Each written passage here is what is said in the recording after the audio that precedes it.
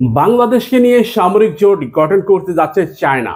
এই জোটের অপর রাষ্ট্র পাকিস্তান।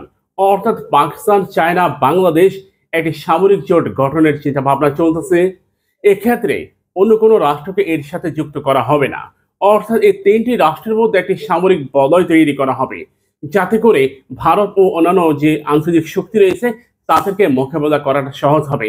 ভারতের একটি গণমাধ্যমের স্ক্রিনশট আমার এখানে দেখতেছেন, সেখানে স্পষ্টভাবে এই বিষয়টা উল্লেখ করা হয়েছে যে বাংলাদেশকে সামরিক শক্তির দিক দিয়ে স্বয়ংসম্পূর্ণ করার জন্য একটা মিশনে নেমেছে পাকিস্তান এবং চায়না। পাকিস্তানের পরবর্তী টার্গেট ভারত। এর অন্যতম কারণ, ভারত গত বেশ কয়েক বছর ধরে এই অঞ্চলে নিজস্ব আধিপত্য বজায় রেখেছে। এটাকে ভাঙার জন্য চায়না ও পাকিস্তান জোটগতভাবে ঐক্যবদ্ধ।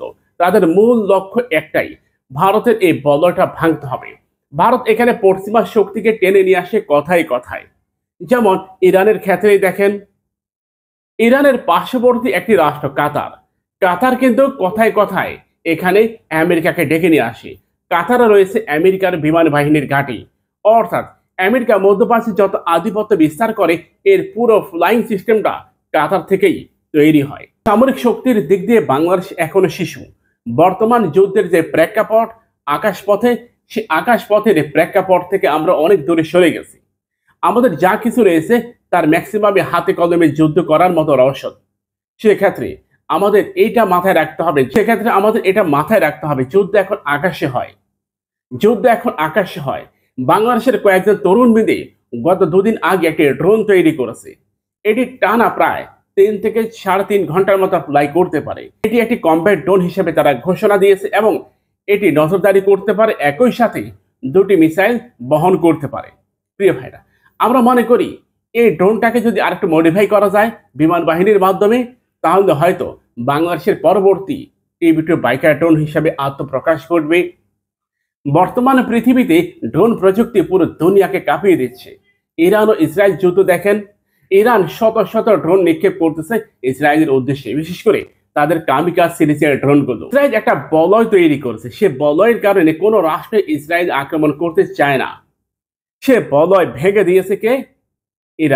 ইরান সে বলয় ভেঙে দিলেও ইসরায়েলের বন্ধু রাষ্ট্রগুলো কিন্তু ঠিকই হাজির হয়ে গেছে। দেখেন, সামরিক বলয় তৈরি করলে একটা সুবিধা আছে। বাংলাদেশ কোনো বলয়তে নেই, বাংলাদেশ কোনো জোটে নেই, না আছে সামরিক সক্ষমতা, না আছে কোনো জোটে। আমরা আছি শুধুমাত্র গণতন্ত্র নিয়ে। এই গণতন্ত্র ও গণতান্ত্রিক সিস্টেমটাকে পরিবর্তন করা দরকার। গণতন্ত্র থাকবে, গণতন্ত্রের জায়গায় নির্বাচন হবে, নতুন গভর্নমেন্ট আসবে, কিন্তু বাংলাদেশে প্রতিটা নির্বাচনের পর সামরিক কাঠামোর ব্যাপক পরিবর্তন ঘটে।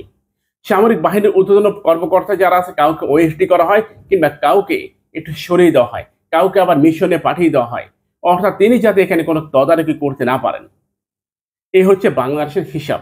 কিন্তু এর থেকে বের হতে হবে। আমাদের বাংলাদেশের সর্বময় ক্ষমতার অধিকারী রাজনীতিবিদদের এটার গোড়া কেটে দিতে হবে। সর্বময় ক্ষমতার অধিকারী যে রাজনীতিবিদ, এটা বন্ধ করতে হবে।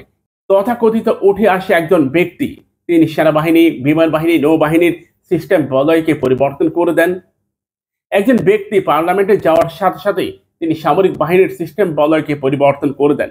তাহলে সামরিক শক্তির দিক দিয়ে কিংবা যুদ্ধক্ষেত্রে আমরা কি করতে পারি? সেই কারণে চায়না, পাকিস্তান ও বাংলাদেশ যে সামরিক বলয়ের চিন্তা ভাবনা করতেছে, আমি মনে করি এই বলয়ে বাংলাদেশে প্রবেশ করাটা উত্তম হবে।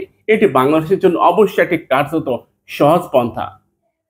যদি বাংলাদেশ এই বলয় তৈরি করতে পারে কিংবা এই বলয়তে বাংলাদেশ যুক্ত হতে পারে, তাহলে চায়না এবং পাকিস্তানের সক্ষমতা আমরা পাবো, আমরা তাদের প্রযুক্তি পাবো অনায়াসে।